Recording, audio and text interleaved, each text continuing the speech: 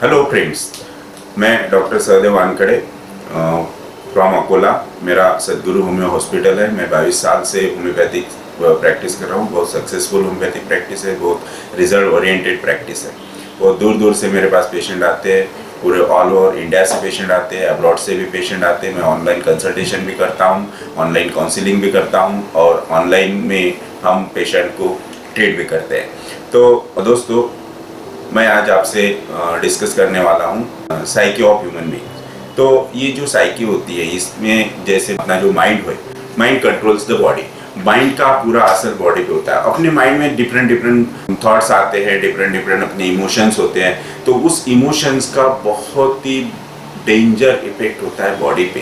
तो वो कैसे, तो वो आज हम डिस्कस करने वाले हैं। तो अपन जब भी कुछ सोचते हैं, कुछ डिप्रेस होते हैं, कुछ माइंड में कुछ थॉट्स आते हैं, कुछ माइंड मेंटल इमोशनल फैक्टर्स होते हैं, कुछ अपसेट्स आते हैं, तो इस अपसेट का परिणाम अपने बॉडी पे होता है। तो वो कैसे, तो उस फैक्टर्स की वजह से, जैसे कि किसी को गुस्सा आया, किसी को डर लगा, किसी को कुछ इमोशनल अपसेट हुआ, सैडनेस हुआ, तो इसकी वजह से ब्रेन में कुछ न्यूरोट्रांसमीटर सीक्रेट होते हैं। और ये न्यूरोट्रांसमीटर, वैसे तो बॉडी में बहुत से हार्मोन्स होते हैं, न्यूरोट्रांसमीटर ऑलरेडी अपने बॉडी में प्रेजेंट होते हैं, लेकिन ये जो एक्सेस में सीक्रेट हुआ, इसका परिणाम अपने बॉडी पे होता है। तो बॉडी के वो जो कौन सा इमोशंस आया और उससे कौन सा न्यूरोट्रांसमीटर सीक्रेट हुआ, तो उस न्यूरोट्रांसमीटर का किस ऑर्गन पे कमांड है, किससे वो उसका इफेक्ट है, वो डिपेंड करता है। तो वो जो भी न्यूरोट्रांसमीटर सीक्रेट हुआ, उसका डायरेक्ट इफेक्ट उस रिलेटेड ऑर्गन से होगा।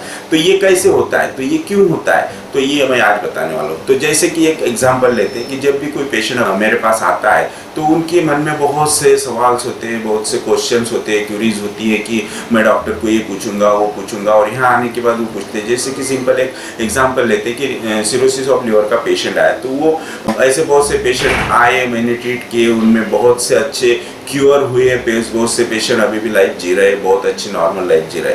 तो अपन हमेशा बोलते हैं कि सिरोसिस ऑफ लिवर हमेशा दारू पीने से होते हैं, अपन दारू पे ही दोष देते हैं, लेकिन ऐसा नहीं है।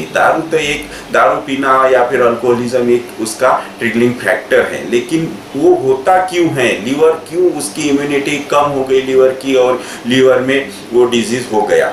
तो लीवर की इम्यूनिटी कम करने के लिए मेन रीजनेबल पॉजिटिव फैक्टर होता है मेंटल इमोशनल फैक्टर, जैसे कि गुस्सा आना, डर लगना। कि डर कैसे, तो डर ऐसा कि मैं कैसे जी पाऊंगा, मैं कैसे सर्वाइव हो पाऊंगा, मैं कैसे क्या खा पाऊंगा, मैं कहाँ से पैसे लाऊंगा, कैसे फैमिली को आगे लेके जाऊंगा। तो फियर ऑफ स्टारवेशन, जब अपने को कुछ मिलता नहीं है तो एक डर सा मन में आ जाता है, खाने पीने को नहीं मिलता है, या फिर कुछ भी मनी का फैक्टर हो, कुछ भी चीज हो सकती है, बिजनेस नहीं चल रहा है, तो ये फियर ऑफ स्टारवेशन आता है। तो मेन फैक्टर होता है लीवर के डिजीज का फियर ऑफ स्टारवेशन।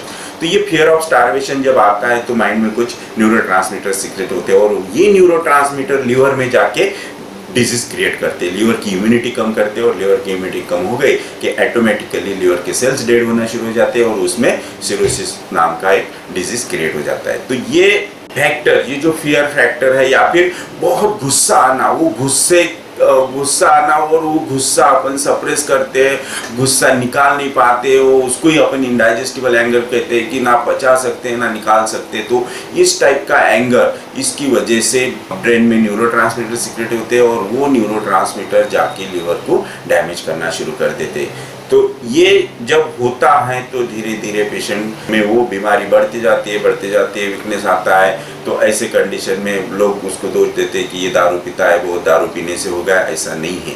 तो अपन ही अपने बॉडी के लिए कारणीभूत होते हैं, अपन खुद ही अपने बॉडी में डिजीजेस क्रिएट करते हैं। उसके लिए the main responsible person is yourself. तो क्योंकि माइंड कंट्रोल्स द बॉडी, और माइंड ही जैसा सोचेगा, जैसा थॉट्स आएंगे, जैसा उसमें विचार करते बैठेंगे, तो उसका इफेक्ट बॉडी पे होता है, बॉडी को सफर होना पड़ता है। तो अगर ऐसा कुछ है, आपके साथ ऐसा कुछ हो रहा है, तो आप हमारे से कांटेक्ट कर सकते हैं, आप हमारे ईमेल कर सकते हैं, हमारे साइट पे जाके आप हमारे पेशेंट के व्यूज़ भी देख सकते हैं, पेशेंट के वीडियोस भी देख सकते हैं। बहुत सारे वीडियोस हैं, आप उनको लाइक भी कर सकते हैं, सब्सक्राइब भी कर सकते हैं, और आप उसमें से नॉलेज भी ले सकते हैं।